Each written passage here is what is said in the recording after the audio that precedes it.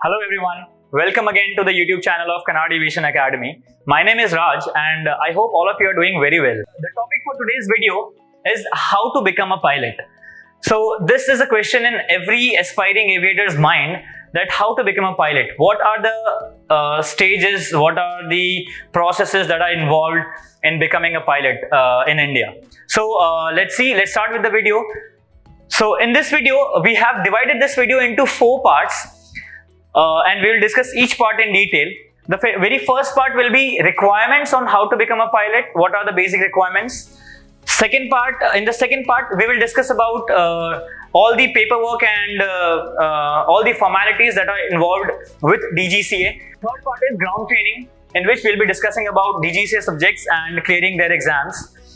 And the last part is a very beautiful part, which is flying part. So we'll discuss everything. Let's start with requirements first. So in requirements, we have 3 basic requirements. First one is English language requirements. Second one is age requirements, and third is qualification requirements. So let's discuss each part in detail. We'll start with English language requirements first. So in this part, there's no such requirements kind of thing, but you just need to know how to read, write and speak English in accordance with the requirements specified by DGCA, obviously. However, there's one term called ELP, which stands for English Language Proficiency. This is a test which is conducted to test the level of proficiency of your English language. And you need to score a minimum of level 4 certificate so as to get your CPL. Talking about the validity of ELP certificates, if you get a level 4 certificate, it will be valid for 3 years. If you get a level 5 certificate, it will be valid for 5 years. And if you manage to get a level 6 certificate, it will be valid for lifetime. And this is the related car for this requirement. Let's go to the next requirement, which is age requirement. Now, the minimum age required to become a CPL holder in India is 18 years of age. So, by the time you finish your training and submit your documents to DGCA's office, you must be 18 years of age. However, you can start your training when you are 17 or 16 because it takes around 1 to 2 years to complete all the processes and your flight training and everything. And by the time you submit your documents to DGCA, you'll be 18 years of age. So this is it in age requirements. Let's see what is the next requirement. So next requirement we have is qualification requirements. In qualification requirements, the basic qualification which you need is with physics, maths and English. So mostly the students belonging from science backgrounds, they have physics, maths and English. So for students from other streams like commerce and arts, what you can do is you can appear for the exams, either physics or maths or both, whatever you need. You can appear for these exams from open schooling boards. There's NIOS, which is the National Institute of Open Schooling. There's the NWAC, which is Northwest Accreditation Commission. You can appear for the exams for physics and maths from these 2 boards. Talking about diploma holders, you just need to have an equivalent certificate, and that would be perfect, and you can proceed further. So this was all about qualification requirements, and let's jump to the next part. Next part we have is DGCA's paperwork. What are the formalities, what are the paperworks involved in getting your CPL? So this we have divided into 2 parts. In the first part, we'll be discussing about computer number and how to get your computer number. And in the second part, we'll be discussing about DGCA's medical.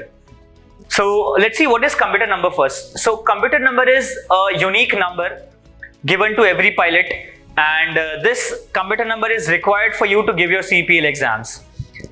For this, you can visit to this website pariksha.dgca.gov.in, and you can also check our website. There's a whole user manual which you can go through, and you'll get an idea about what are the documents required, what are the formats for those documents, where you have to send those documents, and everything is there in that user manual. Just go through that user manual. Please make sure you go through each and every part in that user manual thoroughly, and then apply for your computer number. So this was all about computer number. Also, this is a snapshot of the list of documents required for getting a computer number. You can check it on this website. Next, we have as medicals. So DGCA medicals for pilots is a 2-level process. The very first level will be class 2 medical. You'll be doing your class 2 medical first. You'll have to clear class 2 medical. You should be fit. You should be declared fit in your class 2 medicals. And post class 2 medicals, you'll be going for class 1 medicals. To do these class 2 medicals, there's a whole list of doctors. There are around 150 to 200 doctors divided in each regions of India. There must be one nearby your city. And you can just contact them and get your tests done from NABH or NABL laboratories, and you can just visit the doctor. It's just a 1 to 2 days process, not more than that. And you'll be after completing that, you'll be issued with a medical certificate, and all your documents will be sent to the DGCA's office for assessment. Now, in few days, you'll be issued with your medical assessment, which is required for you to apply for next level of medical, which is class 1 medical. After doing your class 2 medical, when you'll get your medical assessment, you'll see a file number in your medical assessment. File number is also called a PMR number, which is previous medical records number. So what is this number? So file number is same. It is also a unique number for every pilot, and all your documentation related to medicals and everything is housed in DGCA with respect to this number.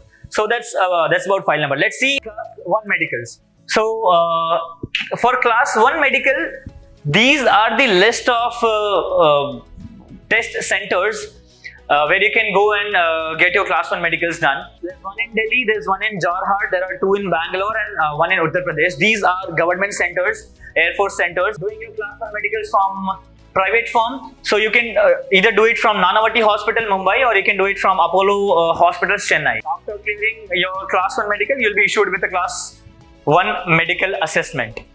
Now, talking about validity, class 2 medical will be valid for 2 years, and meanwhile you'll have to apply for class 1 medicals, and this class 1 medical will be valid for 1 year if you are below 40 years of age, and if you are above 40 years of age, it will be valid for 6 months only. Now coming on to next part, the third part in our video, which is ground training. Ground training involves the studies of DGCA subjects and clearing their exams. So this part is basically the theoretical part of your CPL training. So in this ground training, what you do is you basically study for all these DGCA's exams. You need to score at least a minimum of 70% to pass in these exams. These exams are held every 3 months. Regular sessions are held every 3 months. But DGCA also conducts online demand sessions, which they conduct every month. So the fees for the regular sessions are around 2,500 rupees for each subject, and the fee for the online demand is around 5,000 rupees for each subject. So you can give your exams either in regular sessions or in on-demand sessions. Next, let's discuss further in detail about DGCA exams and about DGCA subjects. These are the list of subjects which you need to clear, which you need to pass to get your CPL. First is air navigation, which is all about navigating from point A to point B. There are 3 parts in this subject. One is general navigation, then comes radio navigation, and then we study about instruments. Next is aviation meteorology, which is all about weather, climate, clouds, thunderstorms, and everything. Then third subject is air regulations, which contains all the rules and regulations laid down by DGCA, which you need to study and clear this as well. Next, there is technical. So technical is, there are 2 subjects, technical general and technical specific. Technical general is things like how to fly, about the wings, about the structures, about engines, about avionics, about electrical systems and everything. So technical general consists of all these things, and technical specific is specific for the aircraft which you choose for your flying. If you choose to fly with a Cessna, then you'll have to give technical specific exam for Cessna. If you choose to fly with a TechNam, you'll have to give a TechNam's specific exam. There's Piper. If you choose to fly with Piper, you'll have to give technical specific for that particular aircraft. The last exam which you need to clear is RTR. RTR stands for Radio Telephony Restricted. RTR A to be precise. This exam is conducted by WPC, which is Wireless Planning and Commission, which does not come into the Ministry of Civil Aviation. It comes into another ministry, which is Ministry of Telecommunication. So Yeah, so these are the subjects which you need to pass to get your CPL. Now there are different scenarios. If you are flying from India, this will be the scenario. You'll have to clear all these exams in India itself, and then you'll be flying from India. But if you are flying from abroad, then again there are two scenarios. First, if you are flying from any Commonwealth country. Commonwealth countries are Canada and South Africa, for example. So if you plan to fly from these Commonwealth countries, you'll have to give these 3 exams here in India to your flying. So you don't need to give RTR in this scenario, because all these Commonwealth countries, they issue their own RTR which is valid in India. Just have to convert it through paperwork, and that is called RTRP. Now, talking about non-Commonwealth countries and flying in non-Commonwealth countries, like USA is a non-Commonwealth country. So if you want to fly from US, you'll have to clear these 3 exams, and then you'll also have to clear RTR. Why RTR? Because in US there is no RT if you are doing your CPL.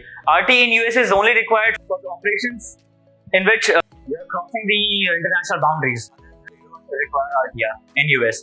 For training, you don't get an RT in US. Let's discuss RTR-A, RTR-P and RTR-C. These are the 3 types of RTR licenses. There's no difference in the privileges, but these are just the names. The first is RTR-A, which stands for Radio Telephony Restricted Aeronautical, and that you get if you fly from India, and or if you fly from any non-Commonwealth country and get your RTR in India. Okay. Second is RTRP, which stands for Radio Telephony Restricted Permit. What is this? This is basically, so suppose if you have flown from a Commonwealth country and then you have come back to India. So you have Commonwealth countries CPL and its RTR. Then in this case, this RT will directly be converted to Indian RT, and that will be called RTRP. Now, RTR-C is restricted conversion. So this, suppose if you have flown from any non-Commonwealth countries like USA, you have gone to US, you have done your flying training from there, and you don't want to give your RT exams in India. So what you'll have is, you'll have CPL from a non-Commonwealth country and you'll have RT from a Commonwealth country. So in this case, this RT will be converted into Indian RT, and that will be called RTRC. For this, you'll have to give Part 1 exams, RT Part 1 exams. Take this into mind. DGCA subjects. Let's see the next part. So, next and the most favorite part of each one of us is flight training. So, after clearing your DGCA exams, you are all set for flight training part, and it depends upon you where you want to do your flying from. Either you can do it from India. There are a lot of flying schools in India. In like every region, there are flying schools. You can do your flying from abroad, from countries like US, New Zealand, Canada, South Africa, Australia. There are a lot of places you can do your flying from. So you have to complete 200 hours in accordance to the rules and regulation laid down by DGCA.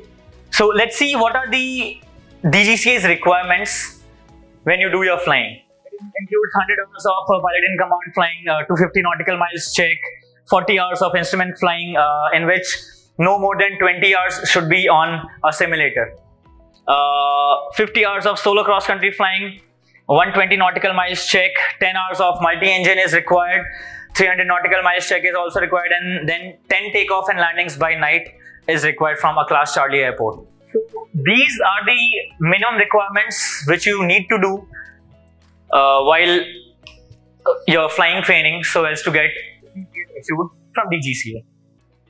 So these were the processes involved in becoming a pilot and getting a CPL issued in your name. Let's talk about everything briefly again. So from an aspiring pilot phase to becoming a CPL holder, this is the roadmap. This is the roadmap. So after clearing your 12th, if you have done it from science, then you'll be having your physics, maths and English readily available. Then you can directly apply for your computer number, do all your paperwork, apply for your computer number. After getting a computer number, meanwhile, you can do your class 2 medicals, and you can also study for your DGCA exams meanwhile. And for the students who don't have physics, maths, either physics or maths or English in their 12th standard certificate, they can give open schooling exams either from NIOS or from NWAC or from any boards, any open boards, and then they can apply for computer number. Meanwhile, when you do all these process, what you can do is you can get your class 2 medicals done. This is a 2 to 3 days process, not more than that. And meanwhile, you can study for your DGCA exams. And the moment when your computer number is issued, you can apply for these exams and clear these exams. You can go for flight training, either in India or abroad, anywhere you want. So, and after completing your flight training, you will have to submit all your documents to DGCA, and then DGCA will issue a CPL under your name. And now you are ready to fly. You are ready to join any airlines, and everything is set. So, from an aspiring pilot phase to a CPL holder phase, this was the roadmap. This is all about the processes involved in becoming a pilot in India. If you have any question or any doubt related to anything in this video or any process, you can comment down in the comment box. We'll reply to you and we'll clear your doubts. Please like, share and subscribe. Good time ahead. Peace.